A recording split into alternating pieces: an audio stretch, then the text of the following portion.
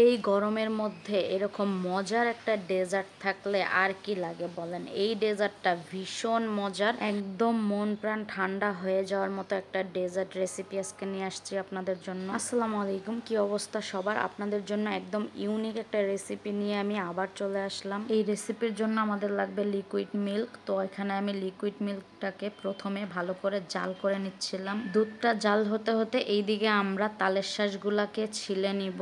তো এখানে আমি তালের শাঁস নিয়ে নিছি এবং আজকে আপনাদেরকে তালের শাঁস ছেলারও একটা সুন্দর টেকনিক শেখাই দিব, যেটার মাধ্যমে আপনারা অনেক ইজিভাবে কোনো রকম কষ্ট ঝামেলা ছাড়াই সুন্দর মতো তালের শাঁসটাকে ছিলে নিতে পারবেন। তার জন্য আমি প্রথমেই তালের শাঁসগুলো বাহির থেকে এনে ডিপ ফ্রিজে রেখে দিছিলাম 3 ঘন্টা।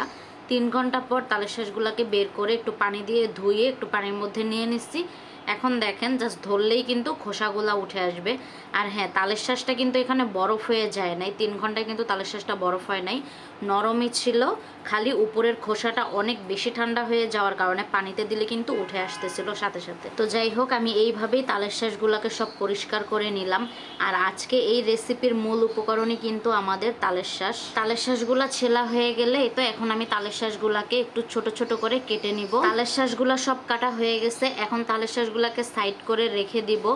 আর এখন আমরা যে দুধটাকে জাল করে রাখলাম, সেই দুধের ওখান থেকে আমি অর্ধেকটা পরিমাণ দুধ নিয়ে নিছি আরেকটা হাঁড়িতে। এখন এখানে দিয়ে দিব চিনি। মিষ্টিটা যে যার পরিমাণ মতো করে দিবেন। তো এখানে আমি মিষ্টি দিয়ে দিলাম। দেওয়ার পরে এখানে আমাদের দিয়ে দিতে হবে আগার আগার পাউডার।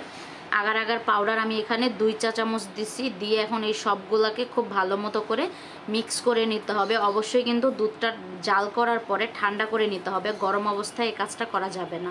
ভালো করে সব কিছু মিক্স করার পরে চুলার জালটা ধরাই দিচ্ছি। আর এখন দুধটাকে জাল করে নিচ্ছিলাম।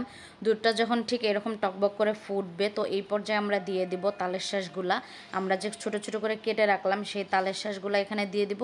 দিয়ে এটাকে আবার কিছুক্ষণ ভালো করে নেড়ে কিছুক্ষণ ফুটায় নিতে হবে। তো তালের শাঁসগুলো দেওয়ার পরে কিন্তু আমি দুধটাকে 2-3 মিনিটের মতো ফুটায় নিছি। তারপরে তো এরকম একটা বাটিতে আমি নামায় নিছি, গোল বাটিতে। তো ওই টাইমটা আর কি ভিডিও করা হয় নাই। যাই হোক, নামায় নিছি। এখন এটাকে নর্মালি আমি ফ্যান ছেড়ে রেখে দিছি টেবিলে। ঠান্ডা হয়ে গেলে এটাকে ফ্রিজে রেখে দিব। আর এই তো ফ্রিজে রাখার পরে দেখেন একদম সেট হয়ে গেছে। আমি কিন্তু এটাকে 1 ঘন্টার মতো ফ্রিজে রেখে দিচ্ছি। 1 ঘন্টা পর আমি ফ্রিজ থেকে বার করার পরে দেখেন আমি নাড়ালেই কিন্তু সাইড দিয়ে উঠে আসতেছিল। মানে এটা আমাদের একদম প্রপারলি জমে গেছে। এখন এটাকে একটা প্লেটে ঢেলে নিব। প্লেটে ঢালার আগেই আমার জামাই বলতেছিল আমাকে একটু দাও, আমি এটা ট্রাই করে দেখি কেমন হয়। তো প্লেটে ঢালতে না ঢালতেই অলরেডি আমাদের খাওয়া হয়ে গেছে এটা। আর এটা খেতে ভীষণ মজা ছিল। আমার জামাই খেতে বলে যে অনেক মজা হয়েছে। আসলে এই টাইপের ডেজার্ট আমি এর আগেও কখনো বানাই নাই, আর এরকম কখনো ট্রাই করাও হয় নাই। আর তালের শাঁস দিয়ে এই রেসিপিটা তো আমার কাছে মনে হয়েছে পুরাই ইউনিক একটা রেসিপি। আমরা সবসময় ডাবের পুডিংটা বানাই থাকি, বাট আমার কাছে মনে হয় যে তালের শাঁসের পুডিংটা একদমই ইউনিক। তো আপনারা বাসায় কিন্তু এটা ট্রাই করে দেখতে পারেন। এটা কিন্তু ভীষণ মজা ছিল খেতে।